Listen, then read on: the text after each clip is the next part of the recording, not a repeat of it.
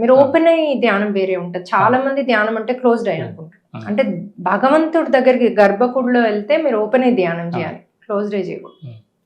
So చాలా మంది అందులోకి పోయి కళ్ళు మూసుకొని భక్తి చేస్తారు. నువ్వు ఎందుకు తిరుపతికి వెళ్ళావు? ఇంట్లో కళ్ళు మూసుకొని చేసుకో. నువ్వు ధ్యానం చేయరా అంటే చెయ్యవు, దేవుని ముందుకు వెళ్ళి కళ్ళు మూసుకుంటావు. సో అది కరెక్ట్ కాదు పద్ధతి.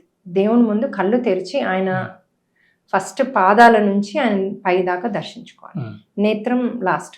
మనం ధ్యానంలో కూడా ఫస్ట్ చక్ర నుంచి నేత్రం లాస్ట్, నో సహస్రారం.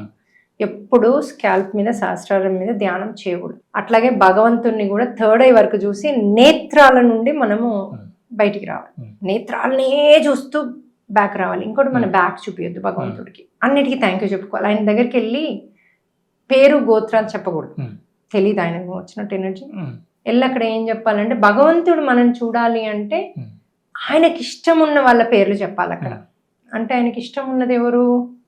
ఎప్పుడు సర్వదా ఉండేది రామానుజుడు, అంటే ఆదిశేషుడు. అక్కడికి వెళ్ళి రామానుజ గోత్రం అనాలి. గోత్రం ఏంటి అంటే ఆయన టక్కుని చూస్తారట, నా భక్తుడు ఎవరు వచ్చాడరా, నా రామానుజుడు వచ్చిండని చూస్తారట. చూస్తే మన మీద ఆయన దృష్టి పడుతుంది. సో అలా మనం అనాలి కానీ నా పేరు అనిరుద్ధ అని చెప్పరాదు అక్కడ.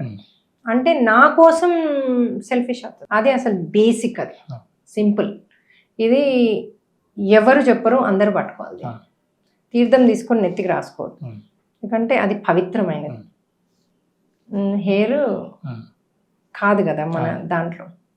సో తాగి దాన్ని చేతికి కడుక్కోను, లేకపోతే నీ శరీరానికి చేతులకు రాసుకోవచ్చు అప్పటిదప్పుడు, తర్వాత చేతులు కడుక్కో.